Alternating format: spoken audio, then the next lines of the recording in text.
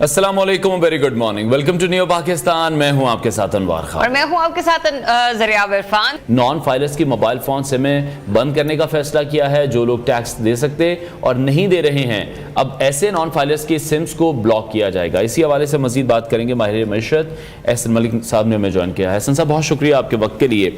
अच्छा, अभी हम ये देख रहे हैं कि कर्ज का जो नया प्रोग्राम है, IMF की तरफ हम जा रहे हैं, उनका डेलीगेशन भी आ रहा है 15 मई को, लेकिन फिर वही होगा, वही एक महंगाई का तूफान आएगा। जब IMF के साथ हम डील करेंगे, उनकी शराइत को मानेंगे, अशराफिया को हम फिर छोड़ देंगे और फिर जो टैक्सेस हैं वो बिजली के बिलों में ही आवाम से लेते रहेंगे। बिस्मिल्लाहिर्रहमानिर्रहीम। अनवार, आप किसी हद तक बात ठीक कह रहे हो और ये बहुत अनफॉर्चुनेट है कि हमारा एक मिजाज, हमारी ब्यूरोक्रेसी का, हमारे फाइनेंस डिवीजन का, हमारे FBR का, कि जो एग्जिस्टिंग टैक्स पेयर्स हैं उन्हीं के ऊपर हमने लोड डालना है जी। आप अपना नेट बढ़ाने के लिए काम करते, पॉजिटिव काम नहीं करते, आप डंडा पकड़ के काम करते हैं और ये पब्लिक डंडे से बात नहीं मानेगी जी। जब तक आप इंसेंटिवाइज नहीं करेंगे तब तक लोग टैक्स नेट में नहीं आएंगे। एक यही सबसे बड़ी वजह है कि आपकी जो पॉलिसीज हैं उनको लोग एक्सेप्ट नहीं करते, क्योंकि एक पब्लिक में, गवर्नमेंट में, फाइनेंस डिवीजन में एक ट्रस्ट डेफिसिट है। अभी ये जो प्लान था ताजर दोस्त ऐप स्कीम जो थी, जिसमें कि ट्रेडर्स को ऑन बोर्ड करना था, अगर देखा जाए, लॉजिकल बात की जाए तो 1200 रुपए महीना किसी ताजिर के लिए कोई बिग डील नहीं है, ठीक है, और साल का 14,000 रुपए। मेरा नहीं ख्याल ऐसा कोई ताजर नहीं होगा जो 1200 रुपया टैक्स ना पे कर सकता हो। बस जब आप किसी ताजर के पास जाते हैं, वो कहते हैं हमें ये प्रॉब्लम है, इस साल तो हम 1200 दे देंगे, अगले साल इसी को 12,000 नहीं कर दिया जाएगा, इस चीज की क्या गारंटी है? ठीक है, क्योंकि आपने जो पीछे पास में देखा है वो यही है कि अगर अनवार साहब पहले 25% के स्लैब में है, उनको 30% के स्लैब में ले आओ जी। 30% में है तो मतलब आपने मक्खी पे मक्खी मारने वाला काम पकड़ा हुआ है।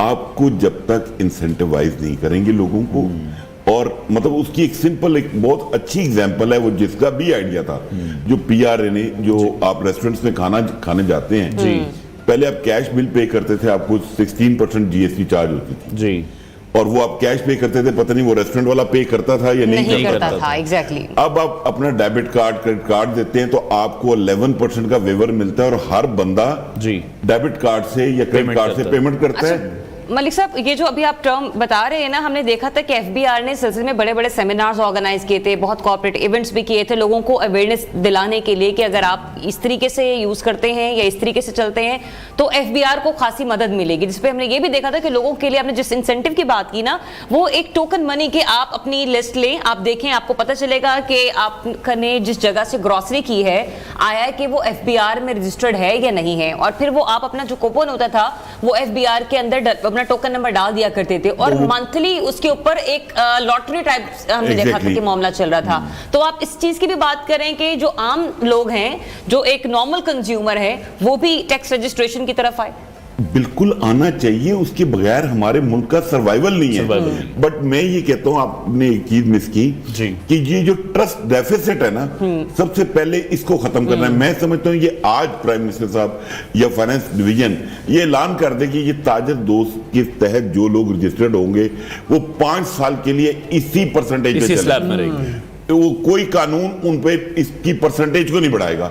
आप देखिए, इस वक्त 200 का फिगर नहीं है जो ताजर रजिस्टर हुआ हो, तो आपको ऐसे रिजल्ट मिलेंगे कि खुद फाइनेंस डिवीजन परेशान हो जाएगा। सिर्फ ये ट्रस्ट डेफिसिट, और जो भी आप ऐलान करते हैं उसका टाइम पीरियड दें। पॉलिसी हर 6 महीने बाद आप एक नई पॉलिसी लेकर आ रहे हैं, एक नया आइडिया जनरेट करते हैं, और उसके बाद पब्लिक कंफ्यूज हो जाती है। और सबसे बड़ा फियर ये होता है कि मैं अभी रजिस्टर हुआ तो चौथे दिन मुझे नोटिस आने शुरू हो जाएंगे FBR के, और उसके बाद एक वकील के पीछे भागो, इंस्पेक्टर से नेगोशिएशन करो, तो वो जितना बड़ा मेस है उससे लोग कहते हैं हम अवॉइड करते हैं।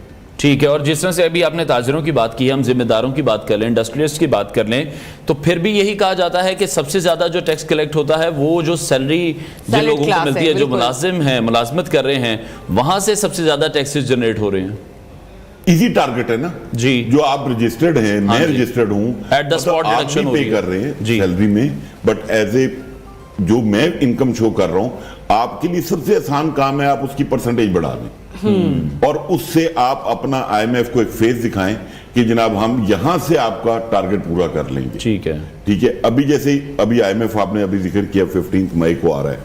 अब मैंने ये पहले भी 2 जगह पे बात की है कि एक आम तासुर ये है कि आईएमएफ ने जो कहना है वो हमने मानना है, ठीक है, उस पे कोई निगोशिएशंस की बात नहीं होती। ठीक है। तो मेरी रिक्वेस्ट है फाइनेंस मिनिस्टर से भी कि इस दफा जब आप आईएमएफ के साथ बैठते हैं तो प्लीज वो जो आपको डिमांड्स देते हैं वो शेयर करें और आप अपनी निगोशिएशन स्किल से बताएं कि आपने उसमें से ये डिमांड्स टर्न डाउन करवा दी, पब्लिक को पता चले कि उनके इंटरेस्ट में क्या काम हुआ है। मतलब अगर तो आपने यही निकल के बाहर बताना है कि 20 रुपए बिजली का यूनिट बढ़ गया और गैस की इतनी प्राइस हमने बढ़ा दी और पेट्रोल इतना बढ़ा दिया क्योंकि हम नालायक हैं और हम ना अपना टैक्स नेट बढ़ा सकते हैं ना अपनी टैक्स कलेक्शन बेहतर कर सकते हैं, तो हमारे पास तो सबसे आसान हल यही है जिसकी वजह से लोग पाकिस्तान से भी जा रहे हैं।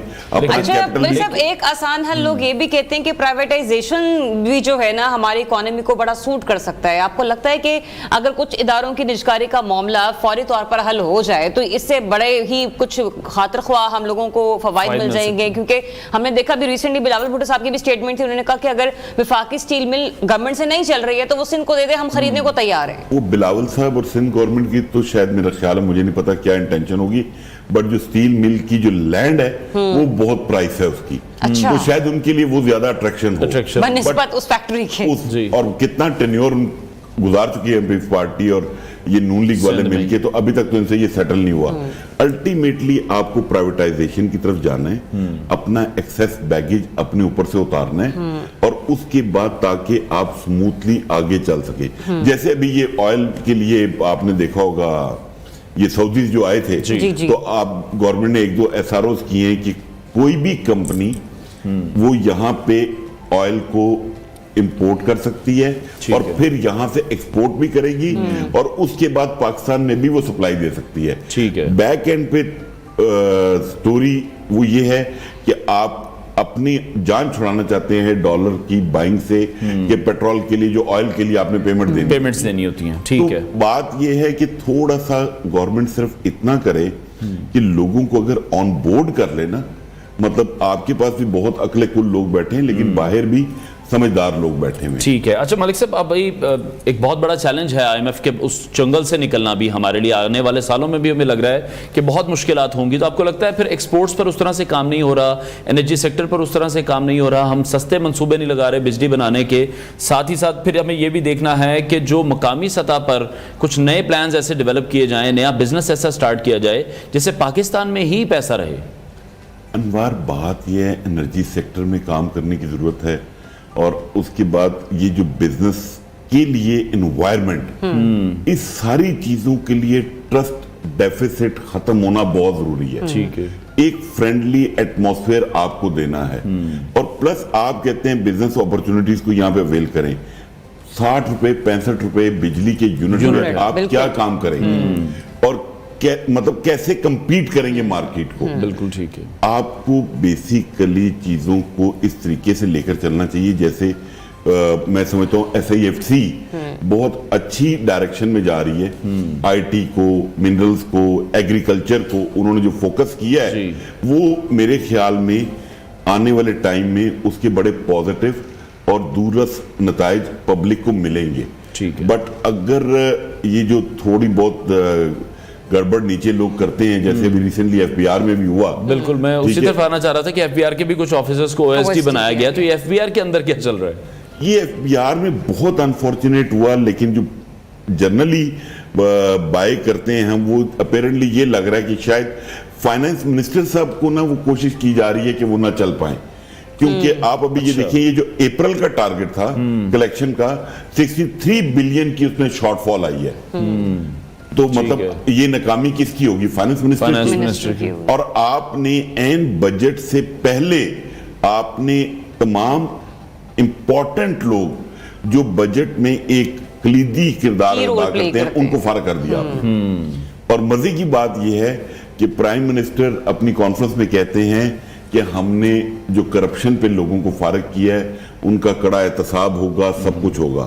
لیکن کل ہمارے انفارمیشن منسٹر عطا طارق صاحب نے پریس کانفرنس کی کہ نہیں, یہ جو 12 لوگ ہم نے فارغ کیے ہیں, یہ 12 لوگ کرپشن پہ فارغ نہیں ہوئے, یہ نارمل روٹین کی ٹرانسفر پوسٹنگ ہے.